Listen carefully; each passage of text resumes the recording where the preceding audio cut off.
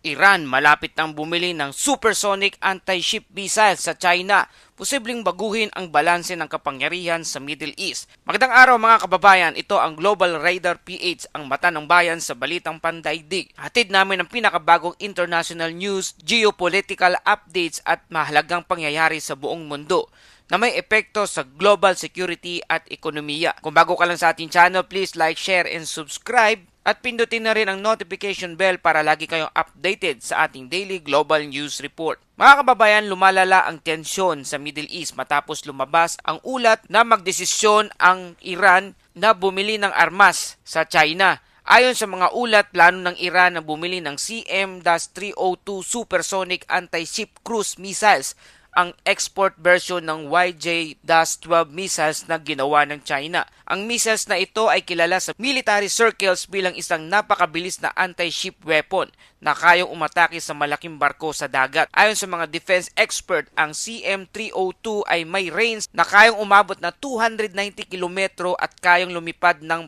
napakabilis habang mababa sa ibabaw ng dagat upang makaiwas sa radar at defense system ng mga warship. Kung matutuloy ang deal na ito, sinasabi ng mga analyst na malaki ang magiging epekto nito sa naval balance of power sa Middle East, partikular sa maaring maging banta ang missiles na ito sa mga barko ng United States Navy na kasalukuyang nakadeploy sa rehiyon, lalo na sa mga strategic waters tulad ng Persian Gulf at Strait of Hormuz. Ang naturang missile system ay dinisenyo upang mapahirapan ang depensa ng malalaking warship, kabilang na ang aircraft carrier na ginagamit ng mga superpower sa pagpapakita ng military presence sa dagat. Ayon sa mga ulat, may higit 2 taon nang pinag-uusapan ang deal na ito, ngunit lalo itong bumibilis matapos naganap ang tensyon at sagupaan sa pagitan ng Iran at Israel noong nakaraang taon pa. Ilang mataas na opisyal ng Iran, kabilang ang Deputy Defense Minister, ay bumisita na rin umano sa China upang talakayin ang posibleng pagbili ng naturang missile system. Gayunpaman, itinanggi naman ng pamahalaan ng China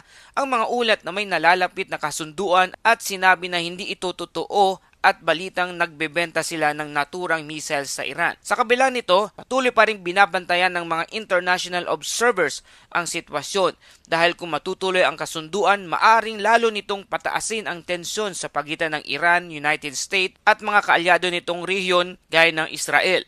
Para sa ilang military analysts, ang pagdagdag ng ganitong uri ng supersonic missiles at sa arsenal ng Iran ay maaring magpataas ng panganib sa mga naval operation at commercial shipping line ng Middle East. Patuloy nating babantayan ang mga susunod pang development tungkol sa lumalalang tensyon sa Middle East at sa posibleng Iran-China missiles deal.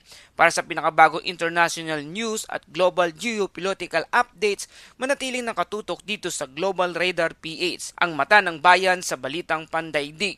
Kung bago ka sa aming channel, huwag kalimutang i-like, share at mag-subscribe at pindutin na rin ang notification bell para hindi mo ma-miss ang aming araw-araw na balitang pandaigdig. Maraming salamat sa panonood at magkita-kita tayo sa susunod na ulat.